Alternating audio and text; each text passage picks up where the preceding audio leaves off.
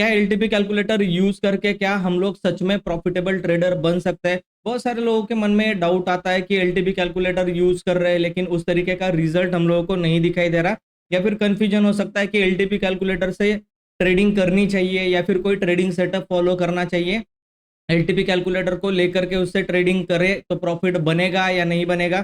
सारे आंसर्स का जवाब जो है आज मैं आपको देने वाला हूँ, सो दैट आपको चीजें जो है वो क्लियरिटी के साथ दिखने लगे। अब देखिए, एलटीपी कैलकुलेटर के अकॉर्डिंग अगर आप ट्रेड करते हो तो आपके दो चांसेस होते हैं। एलटीपी कैलकुलेटर से अगर आप ट्रेड कर रहे हो, ब्लाइंडली एलटीपी कैलकुलेटर को फॉलो कर रहे हो, तो आपका विन रेट कितना जाएगा? तो आपका जो विन रेट होता है वो अगर आप रिस्क मैनेज करो तो 50-50% का विन रेट आपका दिखाई देगा। अगर आप ऑप्शन बाइंग कर रहे हो तो एज इट इज रहेगा। निफ्टी निफ्टी के अंदर अगर आप ऑप्शन बाइंग कर रहे हो तो आपका विन रेट जो है वो 40-35 के अराउंड अराउंड घूमने वाला है, यानी कि 10 ट्रेड में से आपके 4 ट्रेड जो है वो प्रॉफिट में जा सकते हैं। लेकिन अगर आप एलटीपी कैलकुलेटर से ऑप्शन सेलिंग कर रहे हो तो आपका रिस्क रिवॉर्ड रेशियो भी थोड़ा ज्यादा हो सकता है, क्योंकि मार्केट में टाइम डीके का बेनिफिट भी आपको मिलेगा। किस तरीके से होगा वो भी हम लोग देखेंगे। यहाँ पर मैं आपको एक पोजीशन दिखा देता हूँ। मेरी जो पोजीशन मैंने ली थी अकॉर्डिंग टू एलटीपी कैलकुलेटर के डेटा से ही ली थी, और यहाँ पर 8,000 के अराउंड अराउंड मैंने जो प्रॉफिट है वो अभी मॉर्निंग में ही आप देख सकते हो 9:55 पर यहाँ पर मैंने बुक कर लिया है। कॉन्ट्रैक्ट नोट भी दिखा देता हूँ। बहुत सारे लोगों को डाउट आता है कि ये फेक है या कुछ है। आप देखो यहाँ पर कॉन्ट्रैक्ट नोट भी है। मैं पेज को भी रिफ्रेश कर देता हूँ। ठीक है, यहाँ पर मेरा आईडी भी मैं दिखा दूंगा। ये मेरा आईडी है पूरा। ठीक है, और ये कोई फेक पीएनएल जो है वो नहीं है। ठीक है, सेंसिबल के अंदर मैं जाकर के आपको दिखा देता हूँ पोजीशंस में। ठीक है, एनालिटिक्स के अंदर ये पोजीशन आप देख सकते हो, और इसको मैं यहाँ पर वेरीफाइड पीएनएल पर क्लिक करूंगा तो ये सब कुछ चीजें आ जाएगी। ठीक है, रिफ्रेश कर देता हूँ एक और बार। तो कैसे ये प्रॉफिट बनता है, कैसे एलटीपी कैलकुलेटर को यूज किया जाता है, उसको समझने की कोशिश करते हैं। अब यहाँ पर आपको क्लियरली ये दिखाई दे रहा होगा कि मार्केट में जो एक्सटेंशन ऑफ सपोर्ट -1 है, वहां से मार्केट 1, 2 और 3 कैंडल्स की रिजेक्शन लेकर के ऊपर की तरफ यहां से इसने क्लोजिंग जो है वो दी हम लोगों को। ठीक है, मैक्स पेन कहां पर था?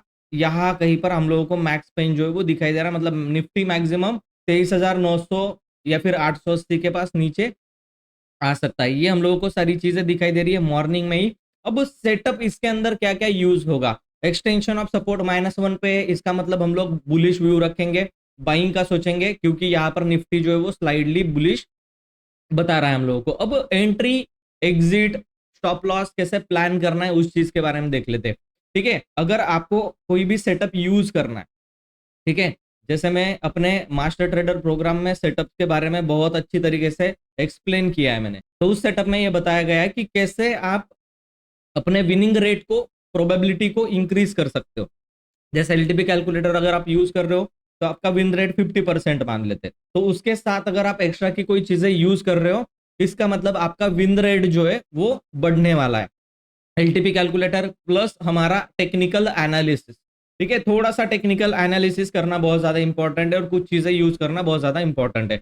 इससे क्या होगा, थोड़ा भी हम लोगों को नॉलेज होगा टेक्निकल एनालिसिस का, या फिर एंट्री एग्जिट और स्टॉप लॉस का नॉलेज अगर होगा, तो हम लोग उस 50% विन रेट को 70, 75, 80 तक भी लेकर के जा सकते हैं, और राइट टाइम पर राइट एंट्री आपको प्रॉफिट दिलाएगी जरूर। ठीक है, अब देखते हैं इस चीज के अंदर कि हम लोग सेटअप क्या क्या यूज करते हैं ना। मैं अपना सेटअप दिखा देता हूँ, बाकी आपको मास्टर ट्रेडर प्रोग्राम में ये सब कुछ डिटेल में सीखने के लिए मिलेगा। तो चलिए सेटअप की तरफ बढ़ते हैं। ये तो कंफर्म है हम लोगों को कि हाँ, यहाँ पर एक बार सपोर्ट था, इसके ऊपर बार बार 3 बार निफ्टी जो है वो ऊपर की तरफ क्लोजिंग जो है वो कर चुकी है। इसका मतलब निफ्टी का मूड यहाँ पर दिख नहीं रहा है नीचे की तरफ आने का। नीचे अगर आता तो निफ्टी बार बार ऊपर से इस तरीके से इन्वर्टेड हैमर कैंडल जो है वो रिजेक्शन कैंडल बार बार बनाने वाला था, तो हम लोग ये समझते हैं कि ऊपर की लेवल पर रिजेक्शन आ रहा है, निफ्टी नीचे की तरफ जा सकती है। लेकिन यहाँ पर नीचे से ऊपर की तरफ बाइंग जो है वो परफॉर्मेंस दिखा रहा है मार्केट। अब ये क्लियरिटी के साथ कैसे आएगा कि कॉल बाय किया जाए या पुट सेल किया जाए, कैसे हम लोगों को पता चलेगा? तो मैं यूज करता हूँ जनरली 3 स्क्रीन सेटअप को।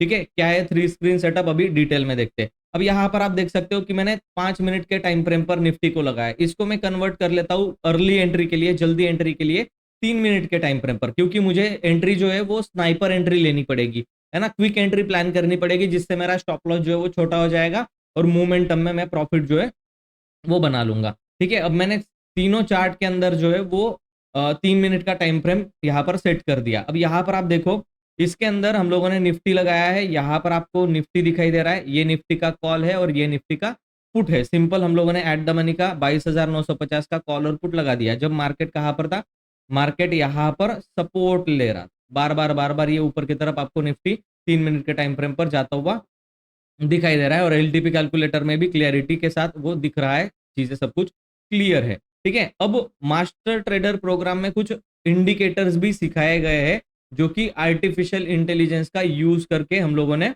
उसको मतलब सीखा है कि किस तरीके से उन इंडिकेटर्स को यूज करना है। अब यहाँ पर आपको क्लियरली दिख रहा होगा कि हाँ, हमारा इंडिकेटर भी ये बोल रहा है कि निफ्टी जो है वो अप ट्रेंड में है, क्योंकि इसके नीचे ही हम लोग इसको डाउन ट्रेंड में मानते हैं। अदरवाइज ये फिर बाइंग के लिए ये हम लोग बार बार स्टॉप लॉस देकर के बाइंग ही करेंगे जब तक ये इसके नीचे क्लोजिंग करके आ नहीं जाता। आप देख सकते हो अभी अभी रिसेंटली इसमें सपोर्ट भी लिया है। ठीक है, चलो तो देख लेते हैं किस तरीके से ये व्यू हमारा बनता हुआ दिखाई देगा।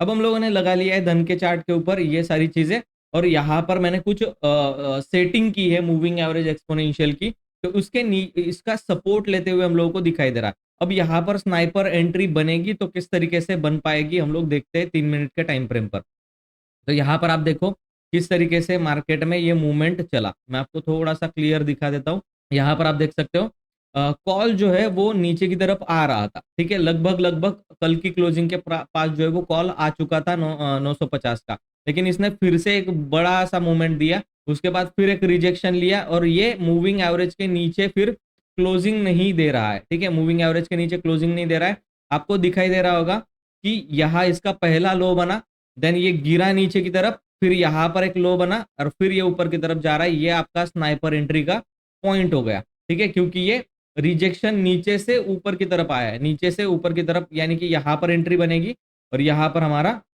एक स्टॉप लॉस बनेगा। अब कितना रिस्क रिवॉर्ड रेशो हम लोगों को मिलता है यहाँ पर हम लोग देखते हैं। यहाँ पर करीब करीब अब तक जहां पर हम लोग चल रहे हैं, ठीक है, करंटली लाइव मार्केट में हम लोग जहां पर चल रहे हैं वहां पर आप देख सकते हो 1:3 का risk reward ratio easily option buying में अचीव हुआ। कितना दिया था इसने, टॉप लगाया 1:4.57 का बेस्ट रिस्क रिवॉर्ड रेशो है। 13 रुपए के स्टॉप लॉस के सामने अगर आपको 59-60 रुपीज का टारगेट मिल रहा है इंट्राडे में, तो दैट्स इट, खत्म करो ट्रेडिंग को और यहां से निकल जाओ। ठीक है, अब ऑप्शन बायर ये कॉल बाय करेगा, ऑप्शन सेलर अगर होगा तो वो ये इस पुट को क्या करेगा, सिंपली पुट को सेल करके होल्ड करेगा क्योंकि पुट में टाइम डीके का बेनिफिट मिलता है। अब पुट कैसे सेल होगा उसको देखते हैं। यहां पर आप देखो पुट ने एक रिजेक्शन कैंडल बनाई क्योंकि मार्केट गैप अप ही ओपन हुआ। ठीक है, ग्रीन कैंडल बनी निफ्टी के अंदर यहाँ पर, तो जाहिर सी बात है कि निफ्टी में निफ्टी के पुट में निगेटिव कैंडल बनेगी। ठीक है, वापस निफ्टी ने रिट्रेसमेंट किया। ठीक है, ये सेलिंग नहीं है, ये प्राइस एक्शन है। रिट्रेसमेंट करके मार्केट ऊपर की तरफ जाता है, ये प्राइस एक्शन का बेसिक आपको सीखना पड़ेगा। ठीक है, तो यहाँ पर एक पुल बैक आया ऊपर की तरफ, फिर से नीचे आया मार्केट और ये रिकवर कर गया। अब यहाँ पर भी दिखाई दे रहा है कि मार्केट जो है वो पुट जो है वो बॉटम से रिजेक्शन लेके ऊपर की तरफ क्लोज कर रहा है, लेकिन इसमें बाइंग तभी बनेगी जब ये मूविंग एवरेज को क्रॉस करके ऊपर की तरफ निकलेगा और यहाँ पर हम लोगों को वो एंट्री पॉइंट जो है वो ट्रिगर कर देगा। तब तक इसमें बाइंग का पुट बाइंग का ट्रेड नहीं चल रहा, क्योंकि मूविंग एवरेजेस के नीचे चल रहा है तो हम लोग पुट को बाय नहीं करेंगे, जो मूविंग एवरेज के ऊपर चल रहा है उसको हम लोग बाय करेंगे। अब सेल करेंगे किसको, जो मूविंग एवरेज के नीचे चल रहा है। पुट नीचे की तरफ चल रहा है तो ऑब्वियसली बात है सेलर को एक मौका मिल गया यहाँ पर पुट को शॉर्ट करने का।